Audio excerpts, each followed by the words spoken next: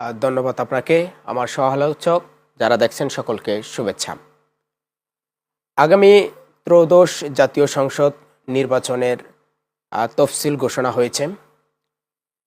আগামী বছরের ২০২৬ সালের ১২ই ফেব্রুয়ারি ত্রয়োদশ জাতীয় সংসদ নির্বাচন অনুষ্ঠিত হবে। সেই নির্বাচনকে সফল করতে হলে সকলকে সহযোগিতা করতে হবে, সকল রাজনৈতিক দল, সরকারের পক্ষ থেকেও সদিচ্ছা থাকতে হবে।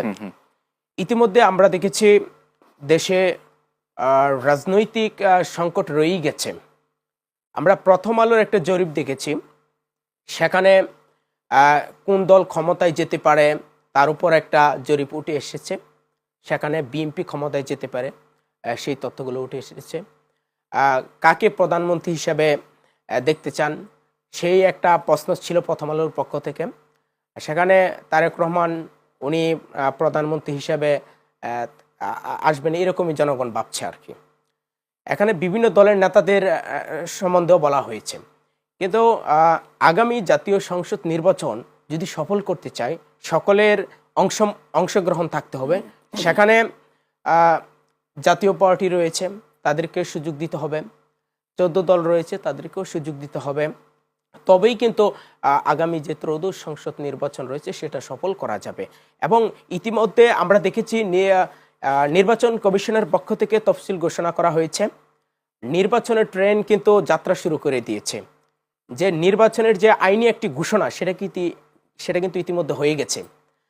আমাদের উচিত আগামী যে ত্রয়োদশ জাতীয় যে সংসদ নির্বাচন নামক যে সোনার হরিণ সেটা কিন্তু সফল করতে হলে আমরা যাতে ঐক্যবদ্ধভাবে দেশকে সঠিক জায়গায় নিয়ে যায়, আমরা যাতে কোনোভাবেই আগামী যে নির্বাচন সেটা বানচাল না হয়ে যায়। নির্বাচন নিয়ে সফল হওয়া নিয়ে কিছুটা শঙ্কা থেকেই যায়। কারণ প্রথম আলোর একটা জরিপ দেখেছি, সেখানে একটা প্রশ্ন ছিল যে আগামী অন্তর্বর্তী সরকারকে কতটা সফল বা ব্যর্থ, এরকম একটা প্রশ্ন ছিল। সেখানে কিন্তু আইন শৃঙ্খলা পরিস্থিতি যে সেটার ক্ষেত্রে অন্তর্বর্তীকালীন সরকারের কিন্তু ব্যর্থতার পাল্লাই কিন্তু বেশি দেখেছি। আচ্ছা, আরও দ্রব্যমূল্য নিয়ন্ত্রণের ক্ষেত্রে সরকারের ব্যর্থতার পাল্লা বেশি ছিল, কর্মসংস্থানের সুযোগের ক্ষেত্রে ব্যর্থতার পাল্লা বেশি ছিল, দুর্নীতি দমনের ক্ষেত্রে ব্যর্থতার পাল্লা বেশি ছিল।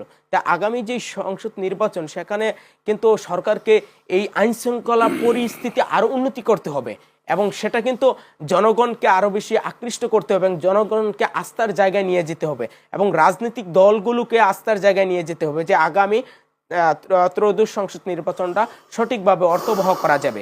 বিগত 3টি নির্বাচন আমরা দেখেছি 2014, 2018, 2024 এই দেশে 3টি বিতর্কিত নির্বাচন হয়েছে। আমি 2018 সালের নির্বাচনের পরে একটি কলাম লিখেছিলাম যে আরেকটি বিতর্কিত নির্বাচনের আভাস, সেটা হাবিবুল আউয়াল কমিশনকে উদ্দেশ্য করে লিখেছিলাম।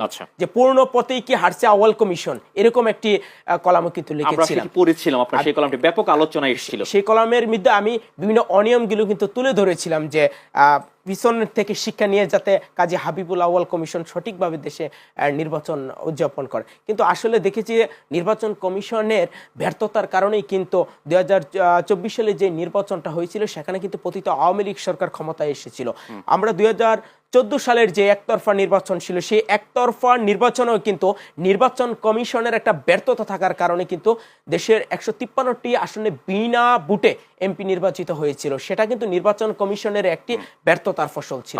সেই নির্বাচন কমিশনের ব্যর্থতার ফসল থাকার কারণেও কিন্তু সেখান থেকে শিক্ষা না নিয়ে 2018 সালে KM নুরুল হুদা কমিশনও কিন্তু সেই একই পথে হাঁটিয়েছিল এবং 2018 সালেও কিন্তু একটি ব্যর্থতার রাতের ভোটের ইলেকশন উপহার দিয়েছিল, যেটা কিন্তু এদেশের মানুষের জনগণকে কিন্তু আশাহত করেছিল।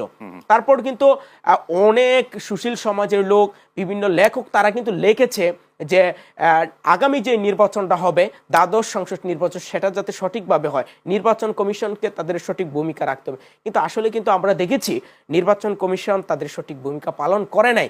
সেই ভূমিকা পালন না করার কারণে আওয়ামী লীগ সুযোগ পেয়ে গিয়েছিল এবং আমিডামির একটা নির্বাচন করেছিল। আমরা দেখেছি সেই নির্বাচনের কত শতাংশ ভোট পড়েছে সেটা নিয়েও প্রশ্নবিদ্ধ ছিল। আচ্ছা, এই নানারূপ সমস্যা থাকার কারণে ওই নির্বাচনটা গ্রহণযোগ্য না হওয়ার কারণে আমরা দেখেছি পতিত আওয়ামী লীগ সরকারের কিন্তু পতন হয়েছে।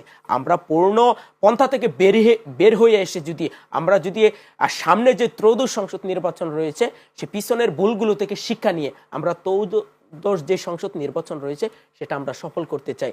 আমরা যাতে আবারও বিতর্কিত নির্বাচন না করি, আমরা যাতে একতরফা নির্বাচন না করি, লেভেল প্লেইং ফিল্ড তৈরি করি এবং সকলকে সমান সুযোগ দিয়ে আগামী নির্বাচনটা অর্থবহ করি। যেমন জাতীয় পার্টিকে কিন্তু আমরা দেখি দীর্ঘদিন কোনো সংলাপে ডাকা হয় নাই, ঐক্যমত কমিশনের সংলাপেও তাদেরকে ডাকা হয় না, ইসির সংলাপেও ডাকা হয় না। তারা কিন্তু অসহায়তা বোধ করছে।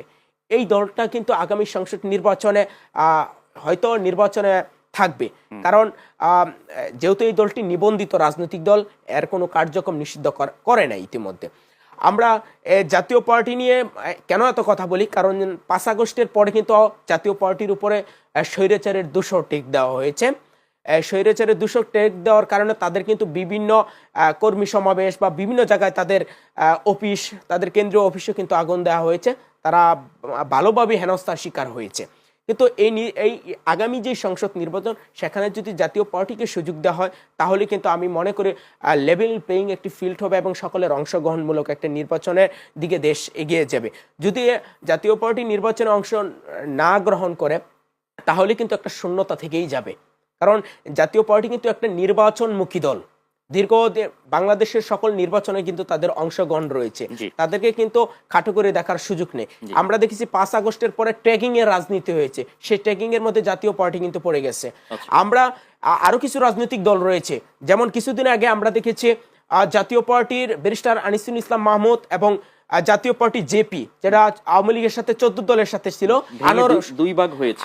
আনোয়ার হোসেন মঞ্জু এবং জাতীয় পার্টি ব্যারিস্টার আনিসুল ইসলাম মাহমুদের যে দলটা রয়েছে তারা কিন্তু একটা নির্বাচনী একটা জোট আত্মপ্রকাশ করেছে। কিন্তু তাদের উপরে কেন ট্যাগিং এর রাজনীতি হচ্ছে না? আওয়ামী লীগের সাথে তো আনোয়ার হোসেন মঞ্জু উনি কিন্তু ছিলেন, 14 দলের এক দল ছিল, কিন্তু এই যে একটা নির্বাচনী জোট আত্মপ্রকাশ করলো, এখানে দেখেছি কিছু নিবন্ধিত রাজনৈতিক দল রয়েছে, যেমন বিএনএম, সাংস্কৃতিক মুক্তিজোট, তারপর মুসলিম লীগ, তৃণমূল, বিএনপি, গণফ্রন্ট, এরা কিন্তু এই তাদের যে নির্বাচনী জোট সেখানে রয়েছে। কিন্তু এই রাজনৈতিক দলগুলোও কিন্তু গত নির্বাচনে আওয়ামী লীগের অধীনে যে নির্বাচন হয়েছে সেই নির্বাচনে অংশগ্রহণ করেছে, কিন্তু তাদেরকে তো স্বৈরাচারের দূষর বলা হচ্ছে না। তারাও কিন্তু ওই শেখ হাসিনার নির্বাচনকে বৈধতা দেওয়ার জন্য তাদেরকেও কিন্তু মাঠে ছিল। তারা এই যে গণফ্রন্ট, তারা কিন্তু 2014 সালের নির্বাচনও ছিল, এই একতরফা নির্বাচনকে বৈধতা দিয়েছিল। 2018 সালের নির্বাচনে কিন্তু বিএনপি, জামাত সহ বিভিন্ন রাজনৈতিক দল অংশগ্রহণ করেছে। কিন্তু কি করা হচ্ছে যে দেশকে অস্থিতিশীল করার জন্য একটি গোষ্ঠী উঠে পড়ে লেগেছে, রাজনৈতিক সংকট তৈরি করছে, অমুক দলকে স্বৈরাচারের 200 ট্যাগ দেওয়া হচ্ছে। এগুলো যদি বন্ধ না করা যায় আগামী নির্বাচনকে যদি তা না হলে কিন্তু আগামী নির্বাচন অর্থবহ হবে না এবং সংখ্যা থেকেই যাবে। এবং সরকারকে উচিত আগামী নির্বাচনের জন্য আইন শৃঙ্খলা পরিস্থিতিকে 100-র মধ্যে 100 রাখা, কারণ তবেই কিন্তু এদেশের মানুষ এবং জনগণ আস্থা ফিরে পাবে আমি মনে করি।